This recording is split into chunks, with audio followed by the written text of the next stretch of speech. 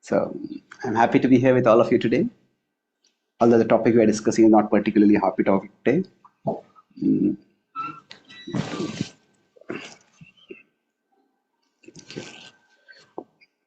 So I was told that we can discuss today on the topic of the Bangladesh situation and how there's a threat to Hinduism and ISKCON and what ISKCON has done. So I'll give a quick introduction of the issue and then I'll talk about the issue at 4 different levels. How many of you are aware of what is happening in Bangladesh? Okay, some of you are aware.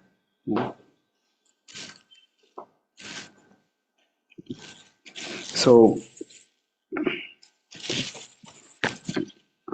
I'll talk about this based on the Bhagavad Gita 1822, which talks about knowledge in the mode of ignorance.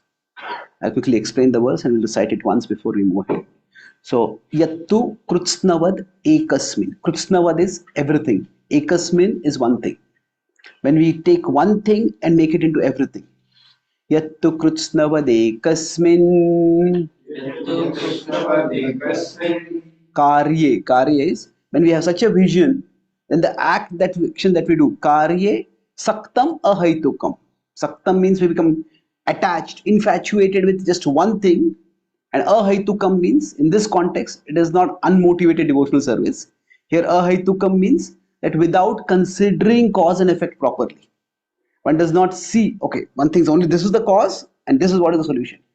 And one becomes attached to one kind of action. Karye saktam ahaitukam. Atattvarthavad. So, tattva artha is a proper understanding of the truth. One doesn't have a holistic understanding of truth. And alpamcha, one's action, one becomes very meager. One's conception is very focused on a very small aspect of reality. Alpam, meager. Where does the word alpa come in the Bhagavad Gita elsewhere? Swalpam api dharmasya. Yes, one more. Alpamedhasa. Yeah, good. So, small, meager. Now, swalpam, there alpa is used in a more positive sense. Even a small thing is of great value. Alpamedhasa is used as not very much, not very intelligent, less intelligent. So alpam here is meager. Atattvarthavad alpam cha tattamasam udarutam. So that is said to be udarutam, is described as tamasa. Now Krishna does not specifically use the word buddhi over here, but the previous verses indicate that he's talking about buddhi in sattva, rajas and tamas. So he says the characteristic of buddhi in tamas is that we take one thing to be everything. We fixate on one aspect of reality to the exclusion of everything else. So let's recite this together. It's not a difficult verse. Not responsive, but let's do it together. Yattu krutsnavade kasmin karye saktam ahaitukam atattvarthavadalpam cha tattamasamudarutam. 2 more times. Yattu krutsnavade kasmin karye saktam ahaitukam atattvarthavadalpam cha tattamasamudarutam. Yattu krutsnavade kasmin karye saktam ahaitukam atattvarthavadalpam cha tattamasamudarutam. Thank you. So, now with respect to the issue in Bangladesh, what is currently Bangladesh was previously a very prominent part of the Gaudiya Vaishnava history because it is a part of Bengal and we have many holy places over there. And although it's a Bangladesh is a Muslim majority country, we have a very vibrant culture of Vaishnavism, especially Gaudiya Vaishnavism there. I visited there just a few months ago and it was amazing to see the enthusiasm of the devotees. So there has been a recent major destabilization. The government that was there was overthrown. Many people say it was because of the influence of the deep state in America, but whatever. The previous government was a bit autocratic, but at least it was keeping things, the minorities safe, and the country seemed to be on the path of prosperity. With when this government was overthrown, the new government that came up is basically like a puppet government. And there is extremism, radicalism, which is running rampant, and many Hindus in general have been targeted, and some incidents of very brutal violence has come about. As now, specifically, ISKCON had been targeted in 2021 during the some riots, and that time there had been protests all over. Now, in the last few weeks or couple of weeks only, specifically ISKCON has become targeted, and Sanatan Dharma is in general being targeted. Hindus are being targeted, and ISKCON is being seen as an extremist organization. And one reason for that was that ISKCON has a significant influence among various Hindu organizations, and ISKCON was working to some extent in trying to manage the situation. So there's one particular devotee, Chinmay Krishnadas. He was an active leader in ISKCON previously. Then there were some issues, some character allegations were made against him. And because of that, he became distanced from ISKCON. Now, those allegations, how true they are or how not true they are, that's a different issue. The investigation was going on, but suspension was done in the interim. So then he was managing a major ISKCON property, and he was influential. Was an influential leader in the broader, uh, not just within ISKCON but outside also. And then he became very active during this whole agitation persecution of Hindus, and he was targeted by the government over there. And he has been arrested for incendiary activities with that accusation, and he's been now taken to an undisclosed location. Because he was a saffron, a lot of Hindu groups became concerned, and they have expressed support for him. And then ISKCON made a statement disassociating itself from him. So that has agitated a lot of people, saying that agitated a lot of people on social media, saying that in India basically, Hindus who are supporting ISKCON, they have become agitated, saying that why are you abandoning your own person? Why are you throwing him under the bus? And the current situation is that there is, at a geopolitical level, the American government is changing, and the current next American government under Trump, Trump made some tweet about the radicalists being supported and those minorities being persecuted. So it may well be that right now the extremists are trying to do whatever they can before the American government changes, and then pressure is exerted on them to gain some control. These are all political speculations, you can say. But there is certainly an intensification in the rhetoric and the action against Hindus, and specifically against ISKCON in the last few days. And our movement has been, and our leaders have been trying to deal with it. And because it was a very sensitive situation, we have a significant number of devotees who are in a minority. So our leaders have requested or even insisted that devotees in general should not make any public statements, because that may escalate the situation over there. So the challenge there is specifically that any country, that there is this accusation of like dual loyalty. Let's say that, say, if there's an India Pakistan cricket match, and say Pakistan wins, and in certain parts of India people celebrate, then what will happen is Indians in general get enraged. Are you an Indian, and are you affiliated with India? Or you do identify with your religion more, and therefore your loyalty lies to the religion and to that country? So like that, the way they try to, at least some extremists are trying to spin it in Bangladesh, is that ISKCON is not loyal to Bangladesh. When people become ISKCON devotees, they become loyal to their religion, and because of their religion, they become loyal to India, and they become disloyal to Bangladesh. And that is being used to portray them as threats or even traitors to the country. Now, this challenge of dual citizenship, dual loyalty is almost everywhere. Say, India is on a cricket tour of Australia now. Now, in Australia, in the cricket matches, because there's a huge Indian community over there, So the Indian team gets more cheer by the in Australia than Australia itself. Because so there are some Australians who get enraged. He says, "You are staying in our country. Your loyalty should be to our country, not to your country."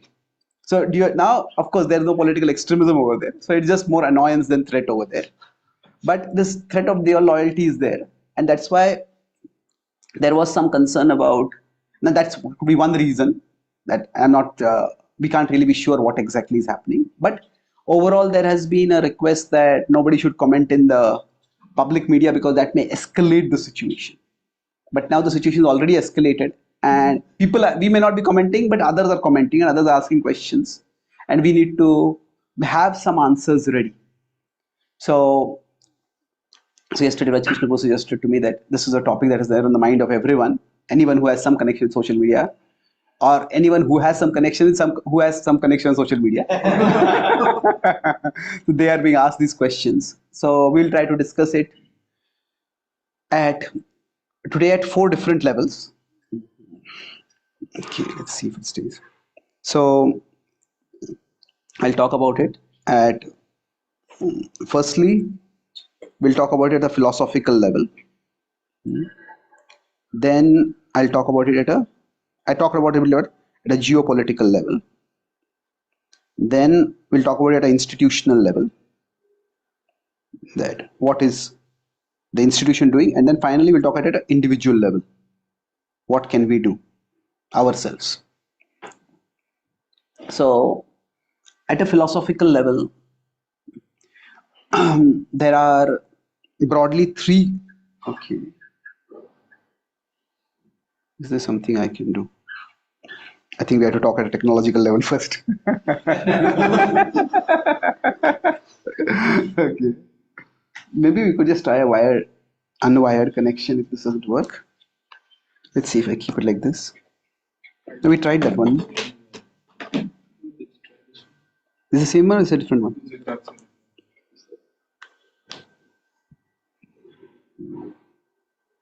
Okay, let's keep it like this. So hopefully it won't move much. So now at a philosophical level, I'll talk about different things. So generally, some issues come up like this, and people say this is all politics, and we should not get involved in politics. That we are a spiritual organization, and we should stay neutral. And there is some validity to that. So I'll talk about it.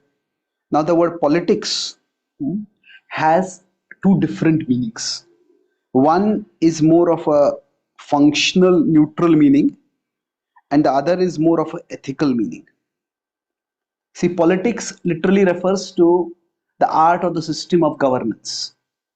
So every country has to have some political administration. That's why in school we might study civics or political science or political philosophy. So at that level, we may not be interested in politics, but politics is interested in us. In the sense that the government taxes citizens, the government makes rules that affect citizens, the governmental policies, they definitely affect people. So we cannot be apathetic toward politics.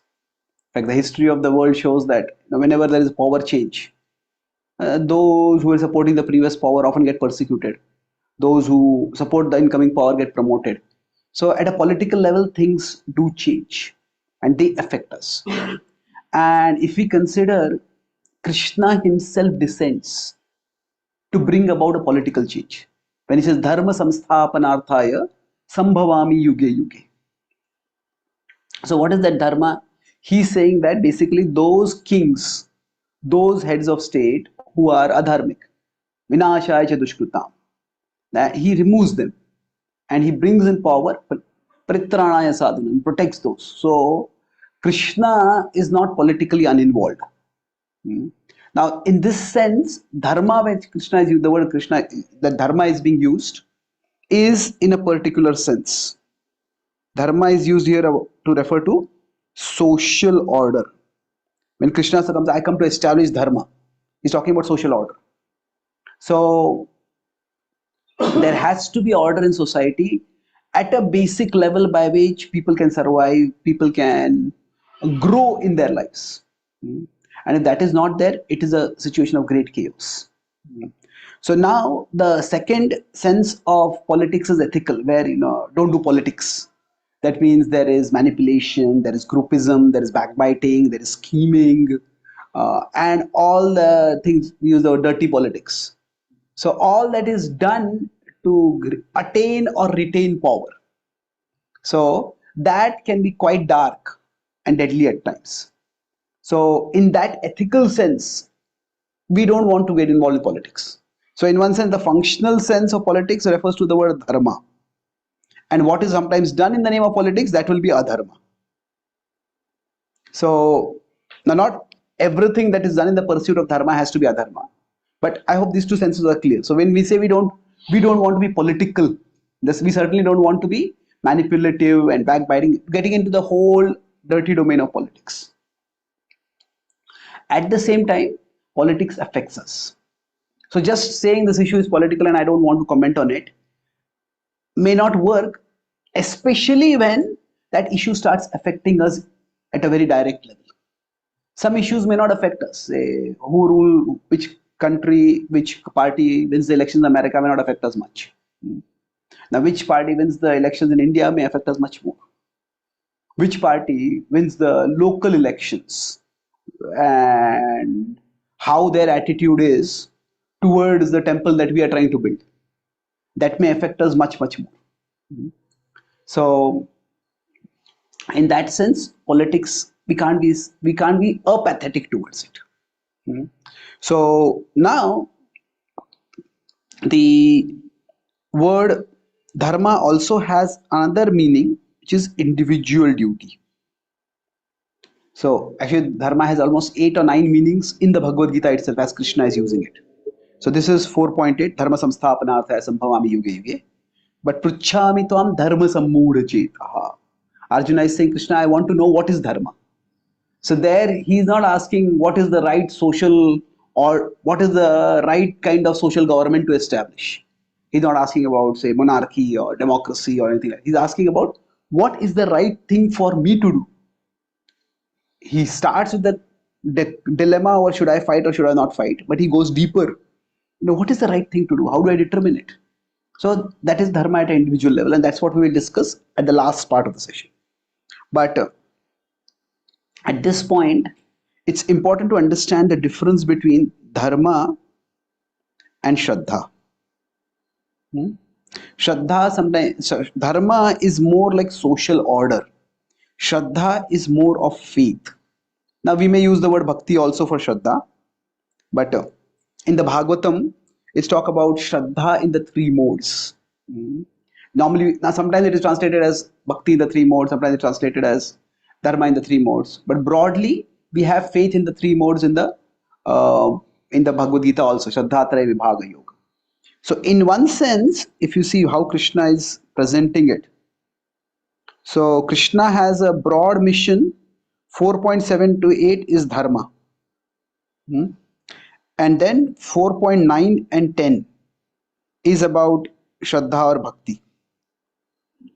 What do I mean by that? 4.9 and 10 are janma karma cha me divyam, and then vitaraga bhaya krodha bahavo jnana tapasa puta mad bhavamagata. So in one sense, the way Krishna is saying it, that those who understand this, they will come to my abode. And in the past, many have become purified by the austerity of knowledge, jnana tapasa, and they have come to me. So dharma, in one sense, is mandatory. That Krishna comes to establish. But bhakti is voluntary. Krishna wants that to happen, but Krishna is not forcing that to happen. Krishna is not saying that, anybody who doesn't become a bhakta, I'll destroy them. He's not saying that. That is because ultimately bhakti is a matter of the heart. Faith cannot be legislated. You can force people to do certain activities which are associated with particular faiths. But faith has to be internally chosen and inspired. So when we use the word that the Kurukshetra war was a dharma yuddha, when it's a dharma yuddha, if you consider what does it mean? We had on one side we had the Pandavas, on the other side we had the Kauravas. Now It was not that the war was fought. If Duryodhana said, I'll start chanting Hare Krishna, the war will end. No, it was fought because Duryodhana was being manipulative and deceptive. It grabbed the kingdom of Pandavas. Now, if that chanting Hare Krishna had been accompanied with an actual change of heart where he became dharmic, that would have made a difference. See, on the side of the on the Kauravas side, there were Vaishnavas. Who were the Vaishnavas? It was not a fight between Krishna Bhaktas and people following some other religion, isn't it? There were Vaishnavas on the opposite side. Who were the Vaishnavas on the Kaurava side? Bhishma himself was there. There's another person, Bhurishrava. Bhurishrava was also king. He was also a Vaishnava. Shantanu was there. He was also a Vaishnava. On the Pandava side, there were Shaivites. Who were they? Drupada was a Shaivite. We know Draupadi worshipped Lord Shiva and that's how she got 5 husbands. That was the previous life, but that was Drupada was a Shaivite. He respected Krishna, but his personal faith was Shaivite. So it was not a battle between Krishna Bhaktas and somebody worshipping some other god. It was, and the battle was not fought so that everybody will become a Krishna Bhakta. If they became, that's a nice result. See, Krishna, when Yudhishthira Maharaj became the emperor, he performed the Rajaswi Yajna. There he did the Agra Puja of Krishna. But that did not mean he enforced that everybody has to worship Krishna. He said that in my understanding, and his understanding is very important because he's the emperor of the world. In my understanding, Krishna is the most important person. And he respected Krishna. Now that action itself is glorious and that will inspire many to worship Krishna. So why am I talking about this difference? Is that when we talk about dharma, in today's parlance, dharma is often associated with the word religion. And we talk about Hindu dharma. But then there's Sanatan dharma, we often talk about it. So Krishna comes to establish dharma, and dharma is not directly associated with religion. It can be. What we mean religion today is different from what the way the word dharma is used in the Bhagavad Gita. So now the purpose of dharma is to establish order in society so that there can be peace and prosperity. There can be growth, material and spiritual. Both can happen. So now in today's world, one of the big threats is radicalism. Radicalism, we may call it fanaticism. The word nowadays is radicalized. So what we're talking about in the verse 18.22, that is radicalism. Radicalism means what? People, when they become radicalized, then they take one particular thing and make it into everything. So they label people based on particular religious belief. Now radicalism has 2 expressions. So there is extremism, there is exclusivism. Exclusivism is more in thought. That means we believe that we have exclusive rights to God. Only when you follow our religion, that you will go to God. Otherwise, you are not going to go to God. You are going to go to hell. That is exclusivism. Now, exclusive means only here. Like sometimes you may have ad that, okay, the World Cup is exclusively on ESPN. It's only here, nowhere else. So exclusive is God is available only here, nowhere else. Now there are extremists. They are in action. So exclusive is what they believe, extremists do in action. So exclusivists say if you don't worship our God, you are going to go to hell. Extremists are actually much kinder. They say anyway you're going to go to hell, so why delay it? We will help you get there faster. So radicalism can take these 2 forms. Now, its important thing is radicalism. We often talk about it we may see the religious radicalism, but there can be secular radicalism also. It is not that religion alone can radicalize people.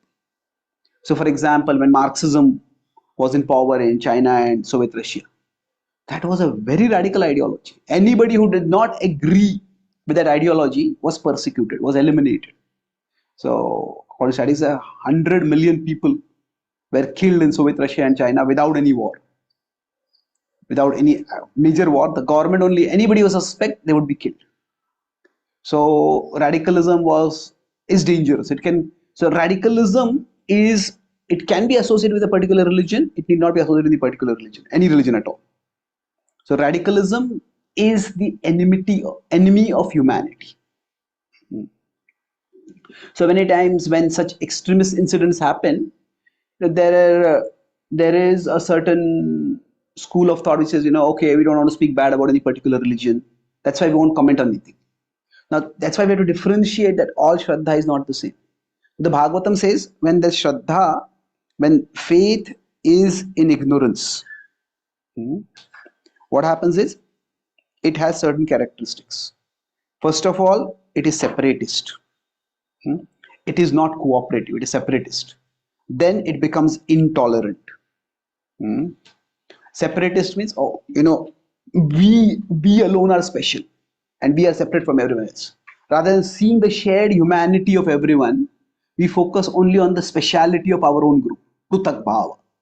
And then from there, it becomes intolerant. That no, you are bad. So it becomes, intolerance is more like exclusivism. And from there, it becomes violent. So it degenerates. So extremism of any, radicalism or extremism of any kind is dangerous. And when at one level the government's responsibility is to maintain dharma, which means basic human order in society. If radicalism becomes a threat for that, then radicalism has to be stopped. So now, can radicalism be associated with a particular religion? Yes, it's entirely possible. But that does not necessarily mean that entire religion is radical. And that does not mean that by criticizing radicalism, we are criticizing just an entire religion. No, I was just in the Middle East. Dubai is one of the safest places in the world. Because at a basic human level, dharma, not in the form of religion, but dharma in the form of social order, is maintained very strongly. Even small crimes are, I was in Oman, small crimes are severely punished over there. Now, that may go towards the extreme, but law and order is very good over there at a basic level. So so now when radicalism comes up, eventually it will lead to persecution, not just of people of other religions, but also people of one's own religion who do not agree with one's beliefs. So like among Muslims, there are Shias and Sunnis. So there are radicalist elements of Shias who will target Sunnis, Sunnis who will target Shias. Then in Pakistan, there are the Ahmadiyya Muslims who during the independence struggle supported Pakistan. But now those Ahmadiyya Muslims are almost on the verge of getting extinct because they are seen as deviants by those who are radicalists. Because if you don't agree with my not just you don't worship my God, you have to worship my God according to my interpretation. And if you don't do that, then you are evil. So radicalism is an enemy of humanity. Then Christianity, so there are many divisions. So there is, so there was in Los Angeles. Now this is a apocryphal. This is just an imaginary incident, but it illustrates the principle. This is a joke. One Christian told me about this, about how they see narrow-mindedness sometimes. So he said that there was a man on the Los Angeles bridge. It's a well-known bridge above a river, and he was about to jump down and commit suicide. There was a river below, and then somebody just stopped. Walking, hey, stop! Don't end your life. He says, why not? Nobody cares whether I live or die. Nobody loves me. So this person, but Jesus loves you. So you look back. Oh, really? Are you a Christian? This person on the bridge standing there said, to the other person, he said, yes. And the other person, so are you a Christian? He said, yes. So then this person was walking towards the bridge, closer and closer to him, said, so which Christian are you? So I said, I'm a Protestant. So wonderful, I'm also a Protestant. Okay, then which Protestant are you? So he said, I'm a Baptist. Oh, wonderful, I'm also a Baptist. Which Baptist are you? He says, I'm a Southern Baptist. Oh, wonderful, I'm also Southern Baptist. So which Southern Baptist are you? I'm a Reformed Southern Baptist. Jump down and die, you non-believer. You don't deserve to live. So what happens is that Even if there are so many similarities, one dissimilarity, and we start condemning that person. So extremism makes people lose their sense of basic human decency, human sensitivity, even basic humanity itself. That's why Vyattu Krutsnavat Ekasmin. One thing is made into everything. You don't worship God according to my conception of God, therefore everything else you do is of no value. We devalue and dehumanize other people, and that is extremely dangerous. This can happen in any ideology. So this is the difference between, there is philosophy is not the same as ideology, although the words are used. See, philosophy is associated more with understanding. We want to understand things. Okay, what is actually happening? One meaning of philosophy is it is that branch of knowledge which helps us to make sense of things that don't make sense. So make sense of things that don't make sense. So we live life with such a vigor trying to do things of value, and suddenly death comes and takes everything away. So what is the point of living? What is death? Is life worth living if everything is going to end at death? That is the question answered by philosophy, at least attempted to be answered by philosophy. So philosophy, it helps us to make sense when things don't make sense. But our ideology is more about acting. That this is right, this is wrong, and this wrong has to be eliminated, and this has to be not just established but enforced. So there can be religious radical ideology, there can be irreligious radical ideology.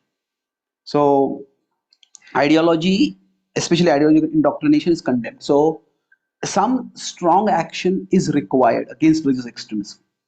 Now we see Chaitanya Mahaprabhu was sannyasi, before that he was a grahastha. When there was radicalism at this time, he had a protest march. He did not say that, okay, I don't want to involve in politics, because there's a direct threat. The Mridanga was attacked, the Kirtan was stopped. So he challenged it, he stopped it. So this is at a philosophical level, we need to take action. And we don't have to be filled with hate toward a particular religion or a particular community. We have to see that this is a particular mentality. That mentality may be at present more prevalent in a particular religion, but the mentality is the problem. The Shraddha is not the problem, it is the Tamoguna.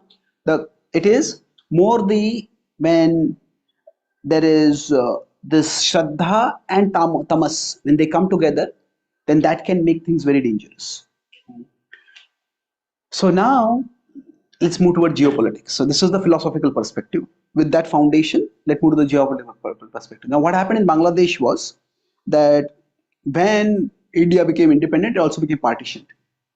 And Pakistan and Bangladesh were both Pakistan at a particular time. But although there are Christianity, Islam, they condemn Hinduism for its caste system and caste discrimination. But that caste is a mentality. And there is some kind of class division in the West also. So even in Islam, those who were born in the Arabic world, they are considered to be like more purer Muslims. And those who were not ethnically born there, so like Pakistanis and others, those who were later converted, they are considered like a lower level Muslims. So there is religion, but there is also ethnicity. Ethnicity means the particular race that you belong to.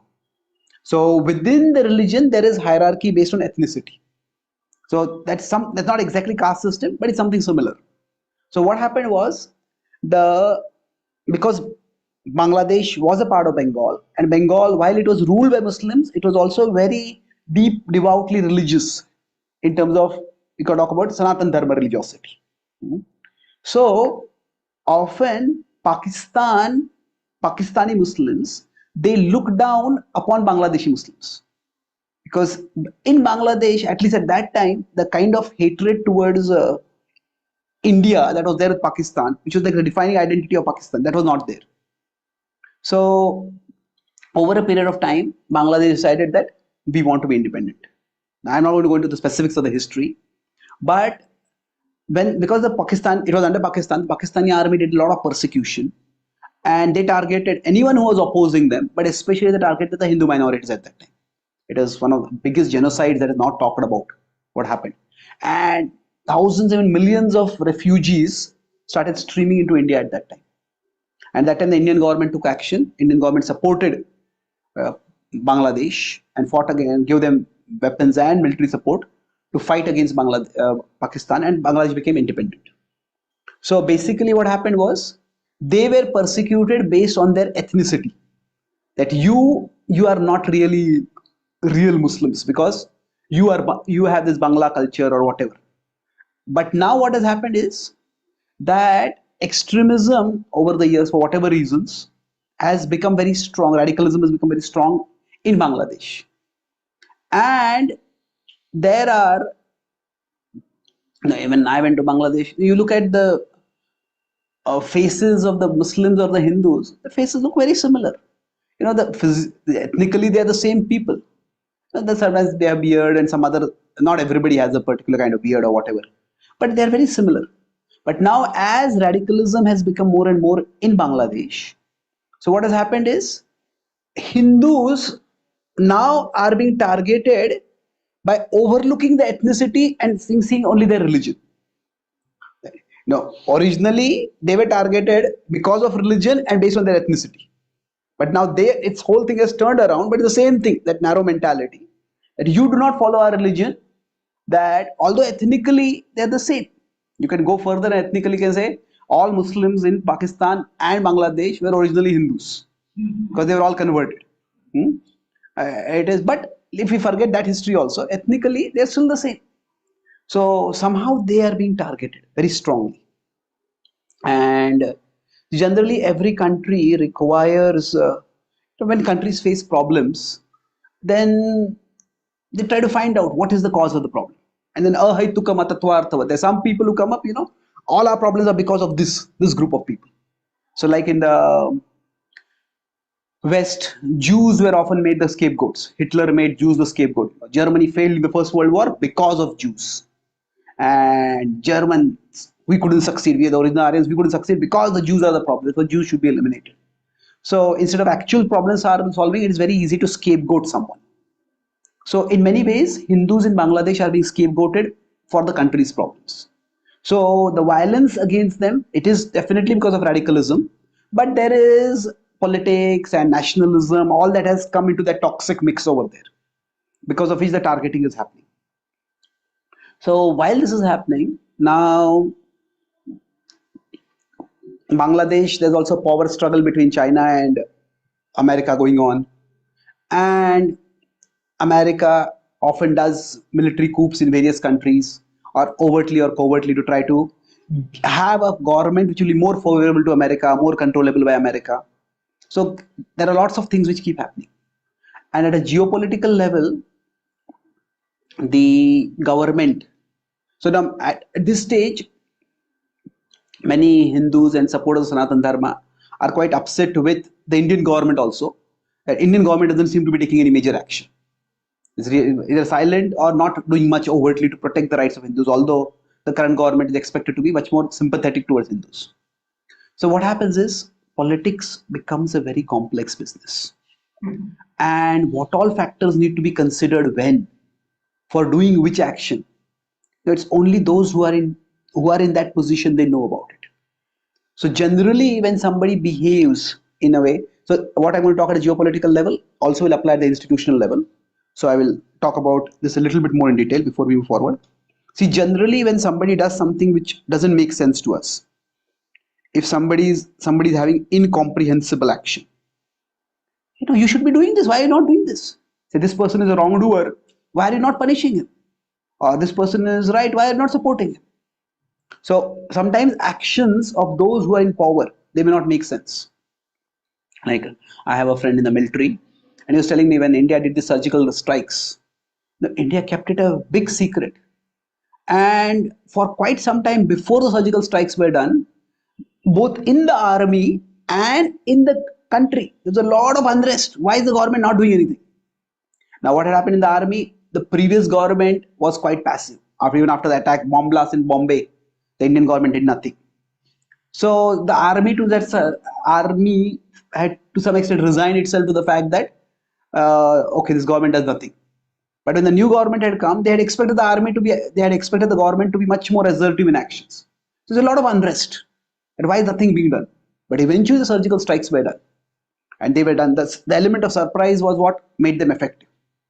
So the thing is that in politics, a lot may be happening behind the scenes, which we may not be aware of. So generally, when somebody is doing something which doesn't make sense to us, the motive, when we see people doing some things, we start, why are they doing this? Why are they not doing this?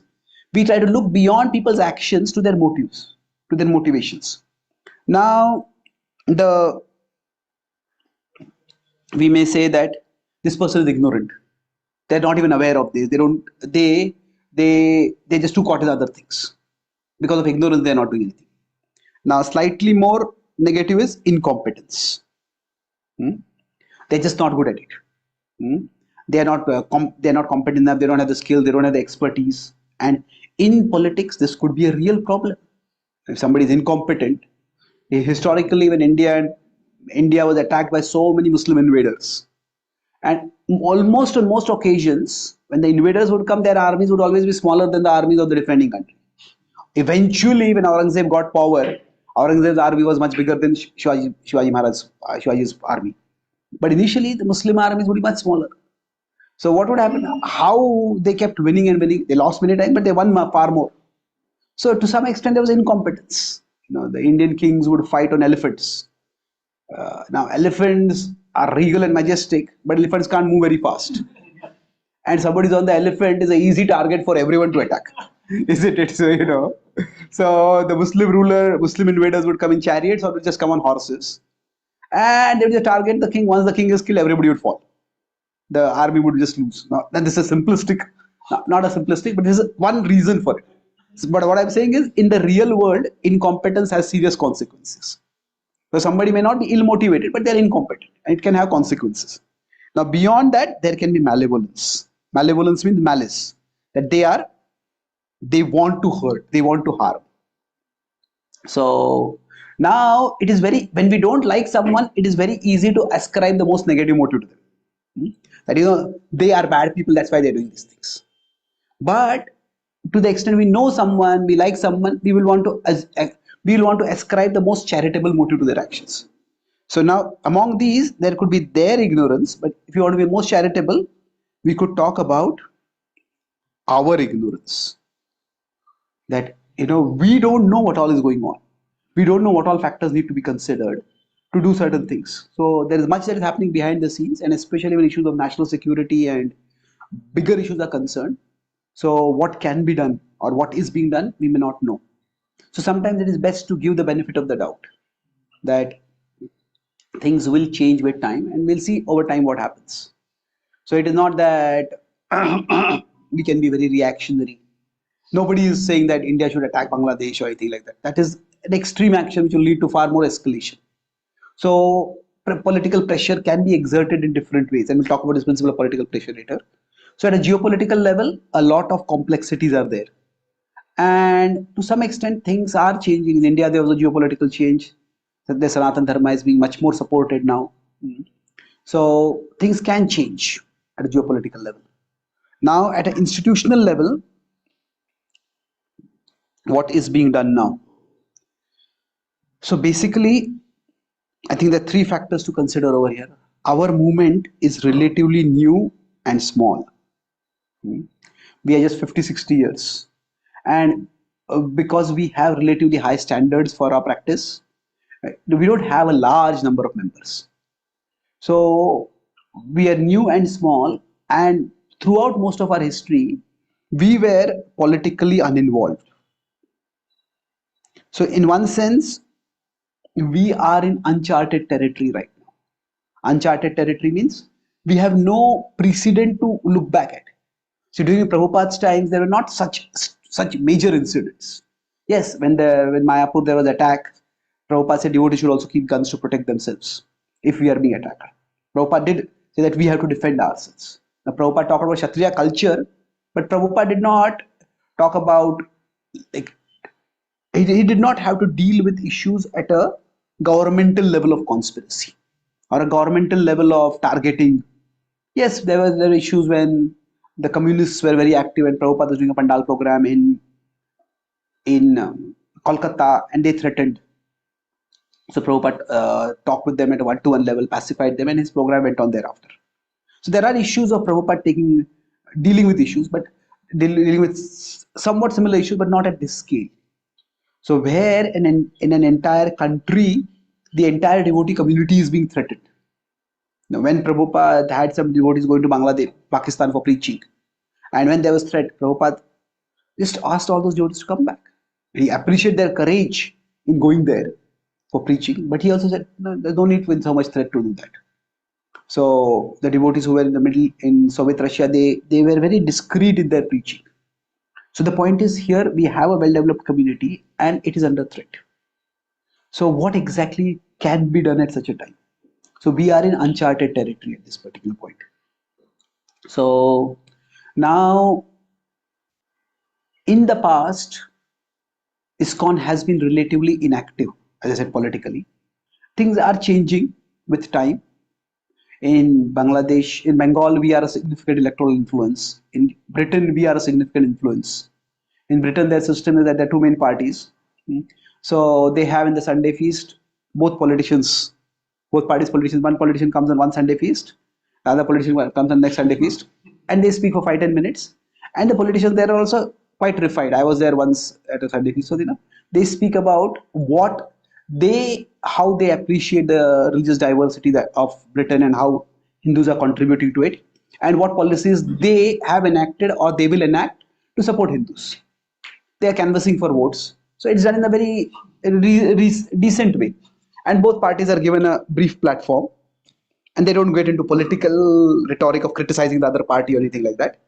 So in there are different devotees who are using different places. There are different things being done. So at this stage, our devotees, how much do we support one person who is threatened, but in supporting that one person, will the entire devotee community become threatened by that? By distancing ourselves from that one person, can the devotee community be protected? Now, these are decisions which we cannot really know what is right and what is wrong. Some people may see this as an ethical decision. Generally, when we talk about what is right and wrong, we can consider it based on three factors. What is being done, that is the content of the action. Then why is it being done, the intent of the action. And then what happens because of that, the consequence of the action. So now in terms of content of the action, some people may say that, oh, actually, somebody who is a member of our movement, he should be supported by the movement. He should not be abandoned just because he's in nature. That's one valid consideration. But another might be that, yeah, we have one member, but we have a larger community. We can support one member, but if the entire community becomes targeted, then what do we do at that time? So maybe it is important to protect the larger community and we're not just abandoning, but we are distancing ourselves from one person. Is this the right decision? So the intent could be good. Somebody may debate with the content. Now, what is right? That only time will tell in terms of the consequence, what works out and what does not work out. So in the Ramayana, there's a very interesting incident that when Shurpanakha comes and she's attracted to Ram, initially she smells human flesh and comes to, I want to eat. But when she sees Ram, how majestic and handsome he is, suddenly her lunchbox changes into her love interest.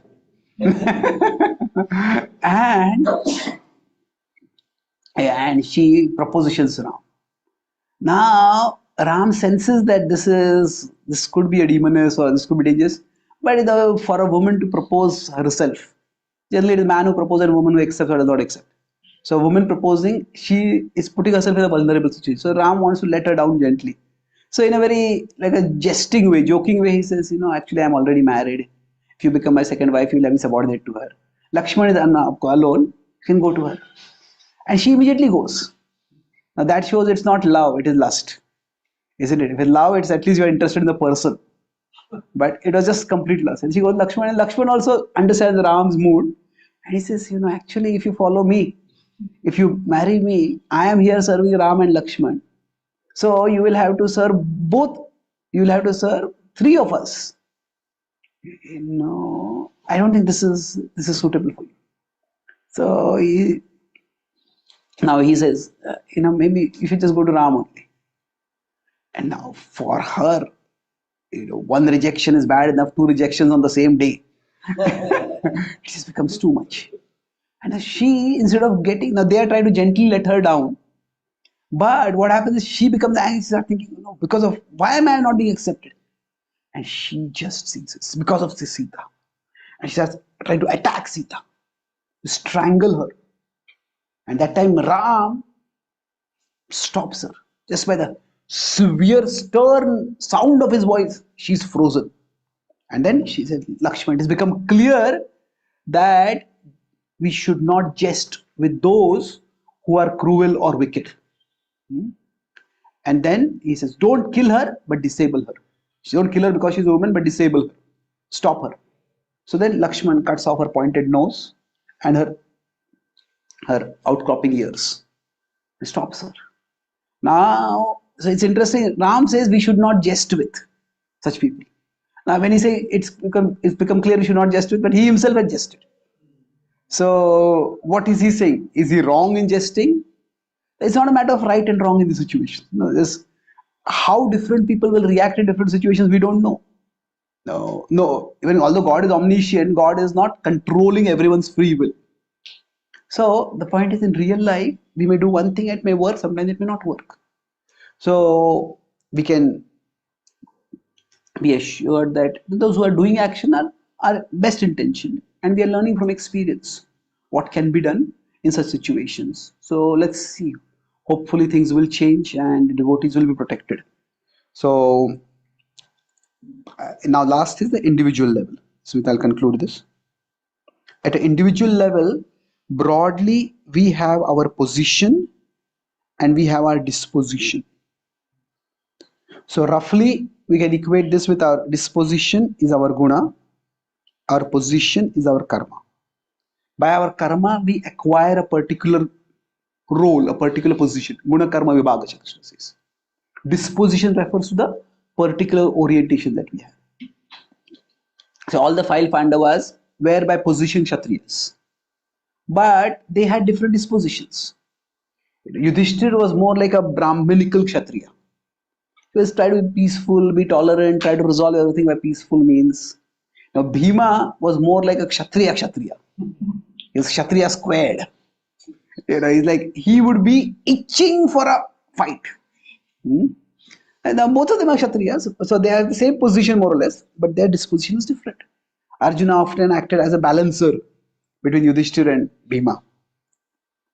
So now we could say in terms of our position, we are followers of Sanatana Dharma. Now, are we Hindus? Now, in the history of ISKCON, especially when we were preaching in the Western world, ISKCON tended to disidentify itself with Hinduism. We focus on that these are universal principles. They are not associated with a sectarian religion. And yes, that is true to some extent, that the principle that we're talking about, Sanatana Dharma, is beyond what is called by the particular label Hinduism.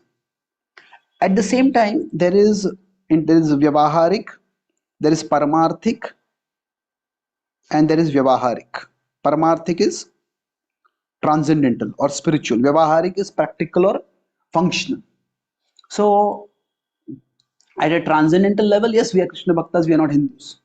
But at the Vyavaharik level, at a practical level, if we have to identify ourselves, if we are to put ourselves in the classification of this world, then we have to put ourselves somewhere. Now, see, when we go to Vrindavan, one of the offenses against the Dham is to say that Vrindavan, to consider it to be a part of the material world. Yes, Vrindavan is not in the material world, yet Vrindavan is in India. Isn't it? Vrindavan is not in Pakistan or Bangladesh or China. Within the geography of here, we have to put it somewhere. I may go to America to share the message that we are transcendental beings. But at the American immigration, they ask which country I am from. I can't say I am transcendental. So I have to give my Vyavaharik identity over there. That is, I have to show my Indian passport, isn't it? So we may focus on the transcendental identity, but we also have to acknowledge the Vyavaharik identity. So in the religious classification in this world, you know, we are not Muslims, we are not Christians, we are Hindus. And even if we don't identify ourselves as Hindus, those who are radical will identify us as Hindus. And if they are going to target us, probably we are among the most visible Hindus, isn't it? Because we dress in a particular way, we wear tilak, so we will be targeted. So in that sense, when you talk about our position could be within a particular religion. Hmm? Then our position could also be within a particular institution. So depending on what role a particular person has in a particular institution, then they may need to speak, and how they speak has to be in harmony with the institution that they are in, and specifically the role that they are in that institution. So if somebody was a hardline, say, political leader, when being elected, seeking campaigning, they may make very firebrand kind of statements. But when that same person becomes the chief minister or the prime minister, then now they may be a member of a particular political party, but then now they are the head of the state.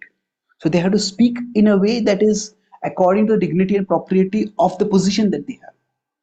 So at an institutional level, we are all members of an institution, and that may constrain, that may shape how we function in particular ways. But it also depends on who is how much affiliated with the institution. Somebody may be in saffron and may be a office bearer of the institution. Somebody may be a member of the institution, but they are not financially dependent. They don't have official designation. They are members, so they may have a little more autonomy. So they can have their position. So will ISKCON enter into politics? Well, if you're doing politics in the sense of supporting a particular party or canvassing for a particular party, that's unlikely. That depends, but it's unlikely. ISKCON openly supporting a particular party may not happen. But can ISKCON devotees enter into politics? Well, certainly they can. That's their individual choice. We have had devotees entering into politics with not much success, but that's their initiative. So individuals within an organization have some autonomy. So if some devotee is on social media and they're active on social media, now can they post certain things? The movement is not going to be a policing movement, it's going to legislate that. But then we represent the movement also to some degree, to different degrees of authority, but we represent. So our positions may be constrained by the institution that we belong to. At the same time, we have our own disposition. So some individuals, just by their disposition, may have more of a Kshatriya nature. They are more confrontational. They are more activists. They want to fix things. Now, if they have that particular nature, then that disposition will inspire them to take a particular role. And we have devotees in our movement also who are more activists. So we may not. So the political pressure can be applied through protests, through petitions, through rallies, and a certain level of political pressure can bring about certain changes. Now, if some devotees at an individual level want to do such things, now there are Hindus at a broader community level doing some things like this, protesting against what is happening. And if devotees want to do it, that's certainly up to them. It's their right, it's their responsibility, they can do it.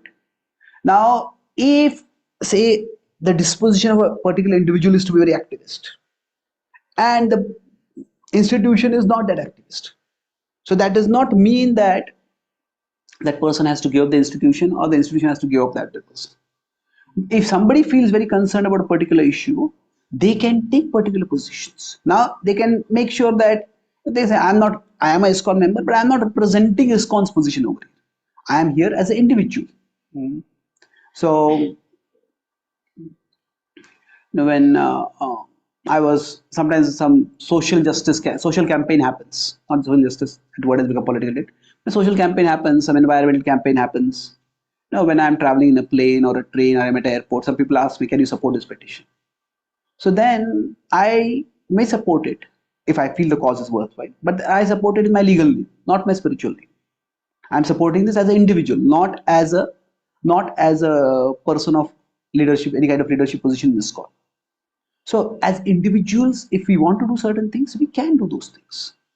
Now, and if somebody else doesn't do those things, we don't have to be disturbed. But certainly, this is an issue of concern for all of us because it is radicalism which is affecting people of those who are devotees, those who are following the same faith, those who are followers of Sanatan Dharma. Now, to what extent that concern goes and how strongly we express that concern, that will vary from person to person. So I'll conclude with one last point. See, in spiritual consciousness, when we face life's disturbances, life's ups and downs, our response can range from equanimity to empathy. Equanimity means steadiness. Krishna Sthita Pragya Krishna says that one who is Jasman no dujate lokan no dujate. One who is not disturbed by others, one who does not disturb others. Na prarishet priyam prapya no dujet prapya cha priyam. Equanimity means somebody may say, oh, this world is a place of ups and downs. Bad things keep happening over here. And we shouldn't get too disturbed by it. We should focus on our sadhana and we should grow spiritual. So that is one response, and it is a valid response. It is now empathy. So equanimity, for example, Krishna talks about this in 2.56. But empathy, so it's like equanimity is like an emotional distance. I don't want to get involved in this. But empathy, Krishna talks about this in 632.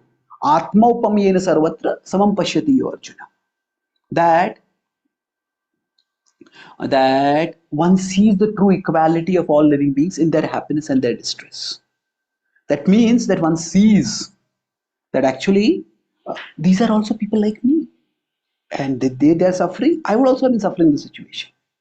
And if I would have wanted relief if I was suffering, similarly they need relief and let me help them.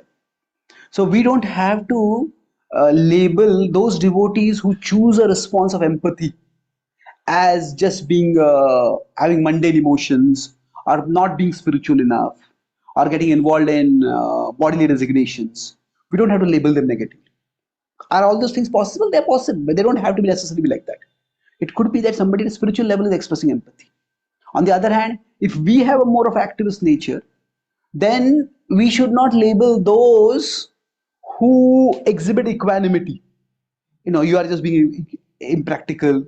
You are being utopian. You have your head stuck in the sand. You're like ostrich. Those kind of labels we should not. Every devotee is an individual, and each person will act according to the individual disposition. So we don't want to get into labeling. At the same time, where there is concern felt, the concern needs to be acted on in an appropriate way to bring about some change. So what kind of change? That will depend on individual position and disposition. So I'll summarize what I discussed today. Broadly, we talked about the targeting of devotees and of Sanatan Dharma followers in Bangladesh. And I said we'll talk about this at 4 levels. What are the first level? Anyone remembers? Philosophical, yes. So at a philosophical level, I discussed 2 main points. First is about dharma, how it is individual, is social, is maintaining law and order, and individual is the right thing to do. So dharma is different from what we call as shraddha, or what is often associated with faith or religion today. This is not the same. And then we talked about radicalism, which is knowledge in the mode of ignorance in the Bhagavad Gita. And that is the enemy of humanity from whatever garb it comes. And a part of dharma is to actually stop radicalism. Because so dharma at a social level, it can be seen from a ethical term that politicking is there, but at a functional level, maintaining order in society is vital. Without it, nothing can function. So one aspect of dharma is to stop radicalism. That could be radicalism, could be religious, but it can also be secular. So that we are not targeting a particular religion, recognizing that It's a mentality, it's tamasic mentality. So when Shraddha and Tamas comes together, it becomes toxic. This is how it becomes. I talked about radicalism being in two ways. There's exclusivist in thought, and then there is extremist in action. So the Bhagavatam says that the people are, this is separatist, intolerant, and violent. It becomes with time. So then I talked about this at a geopolitical level, where we talk about various issues and how the geopolitical institutional, I talk in somewhat similar terms, that there are there are many factors involved over there. So when somebody's actions don't make sense, so why are the political leaders, why are the institutional leaders not acting properly? Why are they not doing something? When they don't make sense, we can, the most negative motive will be malice, malevolence. That they are a part, they're bad people. That's why they're doing bad. They want to hurt others. Others could be incompetence. And incompetence at a leadership level has serious consequences. They may just not be skilled enough. They could be ignorant. Hmm? They just don't know or they don't care. But it could also be ignorance on our side, that we don't know what is going on over here. And that's why these things are complex. So this could be the most charitable explanation that we can go towards. And we wait and watch to see how things emerge. So specific to this institution, I also talked about how we are small and new, and we are in an uncharted territory right now.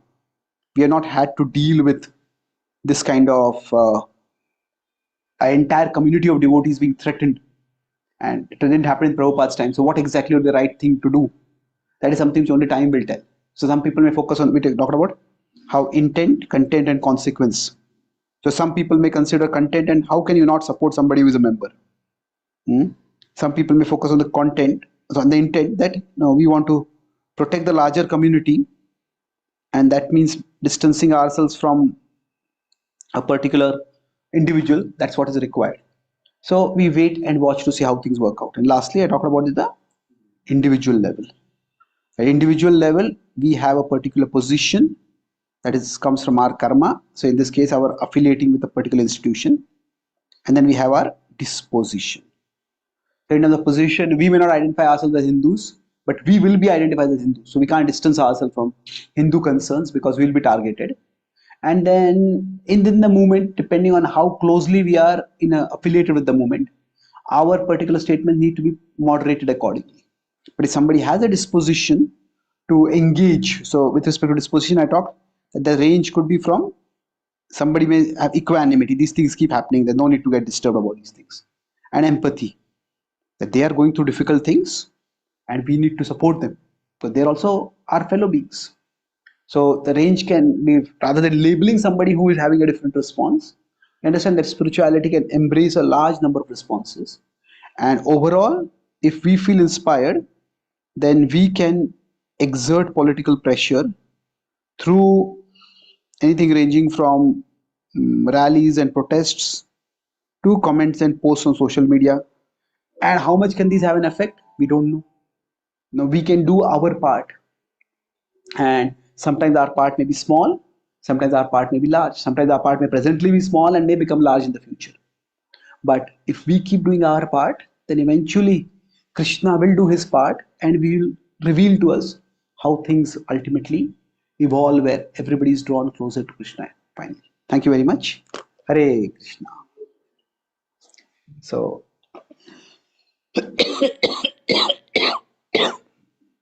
are there any questions? Yes, bro. We talk about exclusivism. We become very exclusive.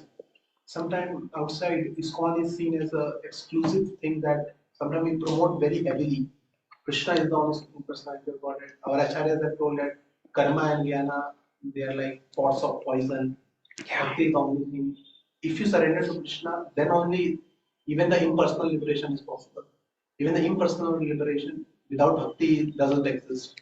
So sometimes this is seen as a kind of a radicalism by some certain section. See, what happens is that every tradition will have certain statements will be exclusivist and certain statements will be inclusivist. So it depends on the current generation of leaders which statements they emphasize.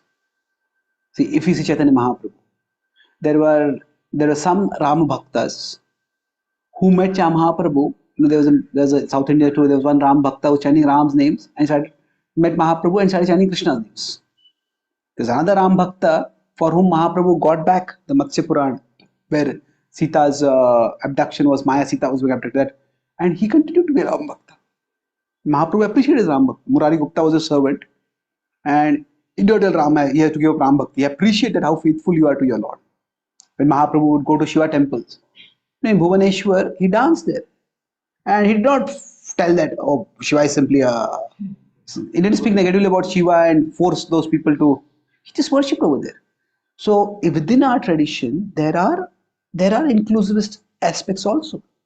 When one neo-Hindu leader was criticizing the worship of Kali, at that time Bhaktivinoda Thakur wrote an article defending the worship of Kali. Although he said that this is not the highest revelation of the Vedic scripture, but this is also required. It's a part of a progression. So our acharyas have taken many different positions at different times. So what happens is our traditions. So we may highlight or gravitate towards the exclusivist positions, and if that happens, then we will be seen as exclusivist. Unfortunately, that has happened for many years in our movement. Now there could be many reasons for it. See, what happened was the first generation followers of Prabhupada were from a background of an exclusivist religion. And maybe because of that, some of them simply replaced Jesus with Prabhupada. Mhm. And in one sense, that exclusivist mentality was there in the first generation. But I think as the movement is evolving, we are seeing that our tradition itself has a lot of breadth to it, depth to it. So gradually, more and more inclusivism is coming in. So I think if somebody has that perception, we say this: there are definitely exclusive elements in our movement. But is exclusivism something that we impose on others? No, it's not that. And another point is that we as a movement have not had to deal with larger governmental issues. See, the Gaudiya Vaishnava tradition historically existed on a platform of Varnashram. Hmm? Varnashram more or less was already existing. So the Bengali Vaishnavas could go to Odisha for 3-4 months in Chaturmasya and be Rath Yatra. Because the culture of charity was there. They didn't have to worry about their jobs. Will be fired from our jobs. So there's a lot that's happening on the foundation of Varnashram. So when that foundation is not there, then how do we interact? That has to be considered. So I think things are changing. And if we acknowledge if somebody has that perception, there are elements within our movement which are exclusive, and that is there in every religious tradition. But overall, our tradition has a lot of inclusivism within it. Okay, thank you. Yes, bro. The analysis explored that this disowning has been mutually agreed to calm down the extremism in Bangladesh. So why couldn't they come again? The disowning of. When this message came in ISNR, I spoke to one of the leaders in Bangladesh. He said disowning has been mutually been agreed and is to slow down the extremism rates. Yes, see, that's what is happening and why something is being done is very difficult to know. So, so basically, I think things will evolve rather than thinking that we are abandoning someone, or sometimes things have to be done in the best interests, and it's difficult to know what is the right thing at that particular time. Mm. So, yeah, thank you for sharing that. Yes, Prabhu? I just want to share that when 3-4 days back I read this news first time, actually very detailed. So I called Narigopal Prabhu because he's looking at it. And he shared a piece of information I think we should perhaps, join a few dots, which is that it has been a few years that he developed an independent disposition. And Yeah, I mentioned that in the beginning. yeah, I knew that. I met Chinmay Prabhu also. okay. When I went to Bangladesh, I went there. He has a, and he's a nice devotee, but no, it's okay. I don't think so. So I met him also at that time, and the other Bangladesh leaders told me that he has some issues. So the thing that has happened right now is, in the public eye, he has become like a champion of Hinduism, Yeah, and he has become he's being treated almost like a martyr. Fortunately, not, but he's being treated like a martyr. So at this time, to bring about to highlight that he is different from us, he had been doing various things. That is true. But at this point, whether that highlighting that was required to be done. Now, as you said, maybe that will bring about the safety of our community while Actually, the effect Chaitanya Charan is way too dangerous in the sense that once he is behind the bars, and now the sentiment in the media, neither too much of it nor too little of it is good. You need like a Madhyamargi 6 chapter there. That, and right now we are in the media for a very wrong reason. Yesterday I was sharing with Abhishek Prabhu that tomorrow if riots occur, say 2 decades down the line, what will happen is that they will pull ISKCON devotees out first, even within this territory, and chop us off earlier than other Hindus. And for something that we never stood for. Like I'm giving just 2 examples. If you look at Lord Chaitanya, he lived under a Muslim ruler without doing anything, except when the Sankirtan was disturbed. And Bhaktisiddhanta Saraswati Thakur was completely comfortable under an English rule. And as time progresses, we should very quickly realize that we don't belong to any of that. Now, I'm very concerned that some stupidity, not stupidity, childishness actually, over ambitiousness and just name, fame, so on and so forth. And this is going to reflect bad on us in the eyes of the other community. So we are now getting into the radar of Muslims, and that's a I am not sure whether we are getting into the radar. We have always been in the radar because no, no. I certainly acted as an impetus to yeah. I push think us up the. see this is where opinions vary. That we were whether we are already in the radar and whether this has pushed us in the radar or this has just brought awareness that we are already in the radar. It may So have been in the radar, but it has certainly given an impetus. That's what I'm saying, and an unwanted one. yeah, that is true. It's a बुरा है ये. it's a difficult situation to be in. Anyway, we'll talk about it separately. Yeah. Any other questions anyone has? Yes, bro. Maybe one or two questions. Last you were telling about Yes, Raj. so you are basically most of us who don't have any influence, we may just be advised that just pray for Bangladeshi devotees. So, Pray for Bangladeshi pray for devotees. Bangladeshi. Pray for Pray them. for the Bangladesh.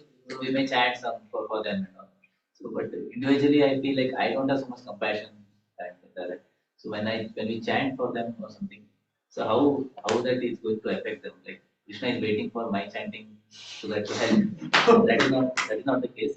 And even if you tell that that is for my own benefit, so I feel like it is selfish to chant for my own benefit. So let us see. So spontaneous. If it comes, then I'll chant. Or else it's okay. How does it matter? My chanting is Hmm, it's a big question. See, this is technically called in English as intercessionary prayers. Intercessionary prayers means that intercession is like interruption or changing. How much do if somebody is sick? How much do my intercessionary, intercessionary, intercessionary prayers? So intercession means if somebody is sick and I offer prayers. So how much do my prayers affect the sickness of that person? So do prayers cause a like intercession may not be an intervention, you could say. Interventionary prayers, you could say. So how much do they affect? So now there is no uh, direct reference that I have come across in scripture, and I talk with different devotees, and they have different opinions about it.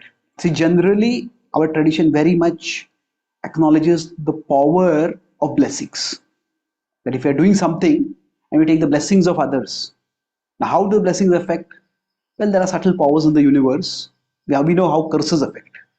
Some people have mystical powers, and their words can activate those mystical powers by which some people can be hurt. So there are powers in the universe that we are not aware of. Just as curses work, blessings also work. Now, similarly, prayers. Now, how do prayers work? See, we may say, is Krishna waiting for my prayer to help someone? Well, it's not like that. Krishna, uh, what Krishna's plan is and how it works, that we don't know. That's what Bhishma tells Yudhishthira Maharaj also, that no, that even the wise people, Kavayo Muhyanti, even the wise people get bewildered about what the Lord's plan is. But we humans have the capacity to endeavor. We know in Damodar Lila we have the human endeavor, and then there is the divine grace. Yashodama keeps trying, and eventually Krishna lets herself be tied. So one part of human endeavor is praying. So human endeavor can be in terms of acting, but human endeavor can also be in terms of praying. So now exactly how much human endeavor will be sufficient? Now, when did Krishna decide that okay, this much rope Yashodama has tried, now I'll let myself be tied? That we can't say. But to say that human endeavor does not make any difference, and that is to devalue human endeavor. At the same time, to think that my human endeavor is itself going to bring about a change. No, our prayers can activate higher powers. Ultimately, Krishna. How exactly we don't that happens, and to what degree it happens, that's something which we can't say. But if we see intersectional prayers simply as a part of human endeavor, then yes, if I can't do that, let me at least do this. Like human endeavor is not devalued in bhakti. Like it says, we have the whole tradition of Manas Puja. If I can't do physical puja, let me do at least do Manas Puja. So that's a part of endeavor. If it's not possible at a physical level, at least do it at the mental level. Okay, thank you. There's one question here somewhere online. Hare Krishna, Puji. Yeah. Thank you, Puji, for very nicely. My doubt was now you said that say now as an individual I have a different opinion which may not be related to the organization. But say now individually if I support whatever cause whatever has happened, the outside society will think it as that because I'm associated with the organization, that's why I'm supporting as a part of organization. So what should be our response to that? I don't think it's that true that just because you're affiliated with the organization, that means this is organized position. Sometimes we can make a disclaimer that I'm not giving as an official ISKCON position. See, it's like some issue happens and somebody is a employee of Bajaj Auto or Tata. So does that, if they take a position on a particular issue, does that mean that is Bajaj Auto's position? That is Tata's position? Now, can those companies say that all our employees, none of our employees should take any political positions? It can't be either that extreme that the opinion of each individual becomes the opinion of the institution, or that because you're an institution, the individual can't have any opinion.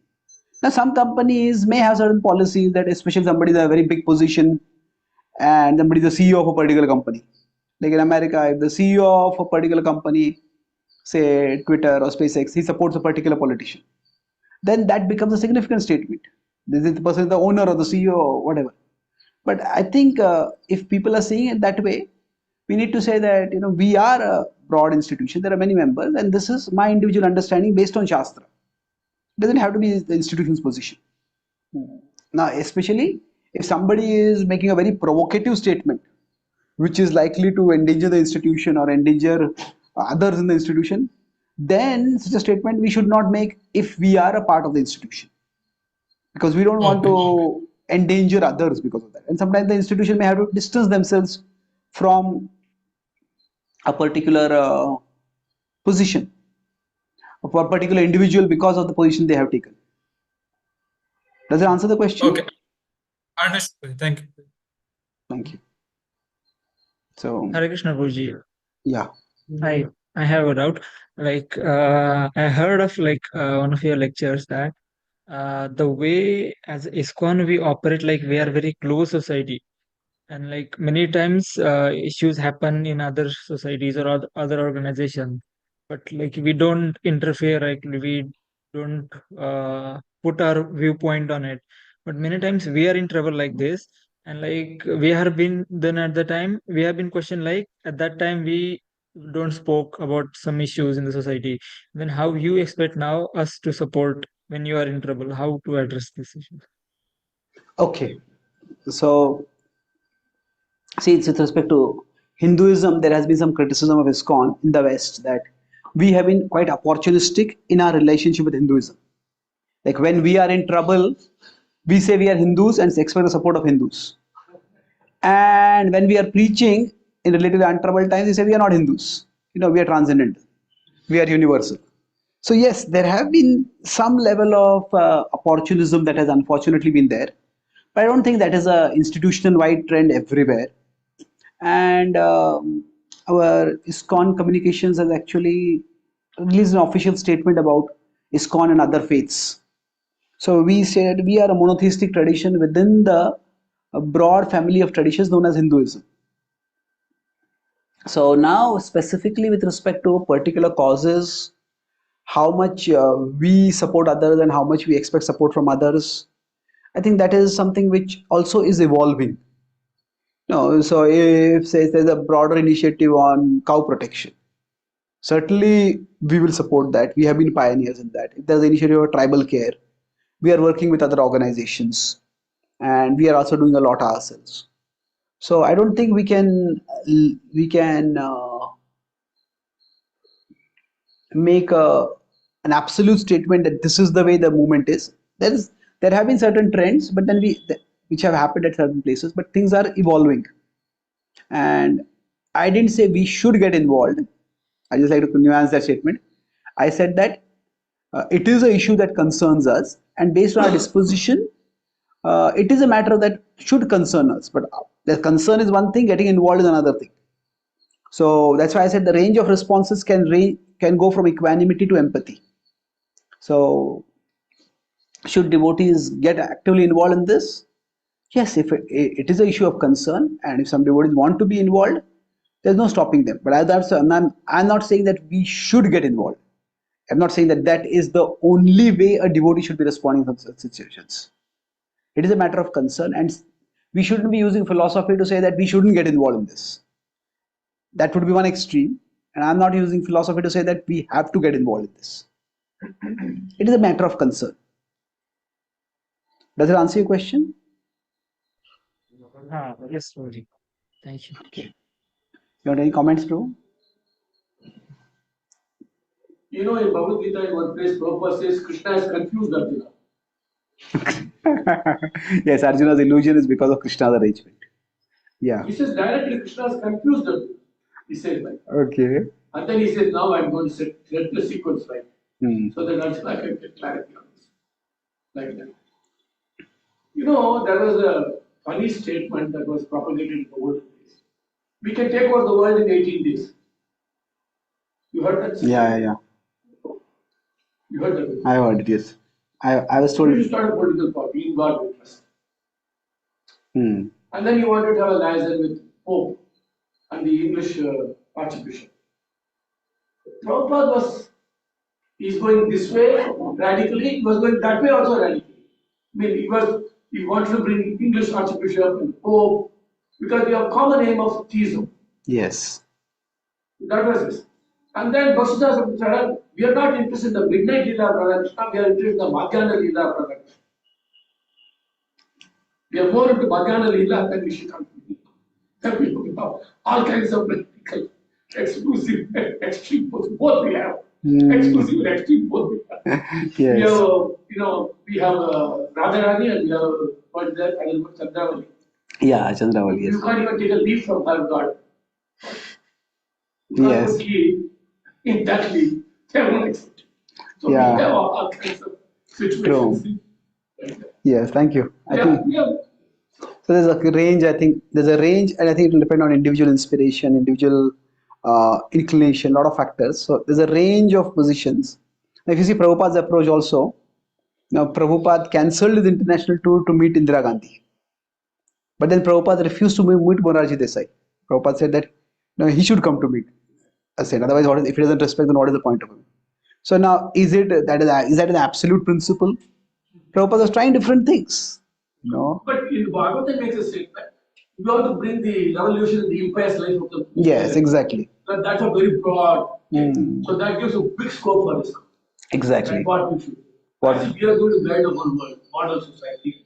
We want to fix the world, but we have not fixed ourselves. Yeah, that is true. Later. Let us fix the world first. I think that's what everyone thinks. And that's what makes the world whole unfixed after that. But yeah, so with respect to, in just a concluding point, with respect to in God we trust, Prabhupada started a political party, and that's what he was disciple of his Prabhupada told him, you can become the next president of America. Now it is possible that actually now this is an unattributed statement, I have not seen it written. Prabhupada said to Prabhupada had a disciple, Siddha Swarupananda. He was a very dynamic disciple. Who? Siddha Swarupananda. He was a very dynamic disciple, but he had his issues with ISKCON management. Hawaii. ISKCON management. So now there's one Prabhupada disciple, Jadurani Mataji. She's now Shama Mataji. Jadurani Mataji. Now she's Shama Rani now. So she said that she heard Prabhupada tell Siddha Swarupananda that one of your disciples will be the president of America.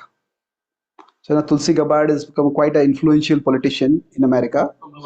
Tulsi Gabbard, and she's a disciple, Siddha Swarupananda. She's now the cabinet. She's in the administration. Maybe 2028 she might go, but anyway. But at that time Prabhupada was in politics. So he told one of his disciples, "You can become the next president of America." But then that Balwant Prabhu, he later on met Prabhupada, and Prabhupada, are you not enthusiastic about the political party? He said, I'm very enthusiastic, but just don't ask me for any money. So what Prabhupada meant was that now initially politics, he said that the advantage in politics is you can freely criticize anyone. So Prabhupada said that. But then when he saw the amount of money that is required in political campaigning, Prabhupada decided that the Lakshmi that we have is better used for direct outreach than for political campaigning. So in one sense, what you can say is Prabhupada was pragmatic. Now he had a purpose of spreading Krishna consciousness, and he would try this approach, try this approach, try this approach, and whichever approaches worked, he emphasized on this. He tried the League of Devotees in Jhansi.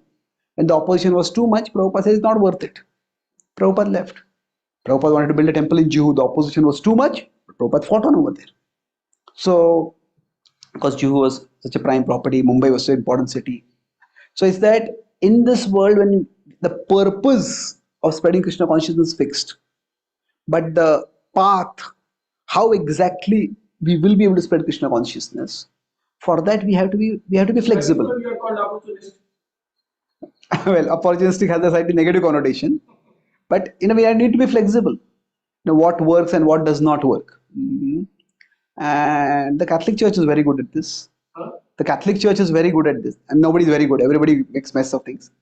But in India, where there is a relatively secular country, the Catholic Church gets sympathy in the West by saying, "Oh, Christians are under attack. Christians are under attack in India," and they get a lot of funds from there. But Christians are actually under attack in China, but the Catholic Church has an official relationship with the Chinese government.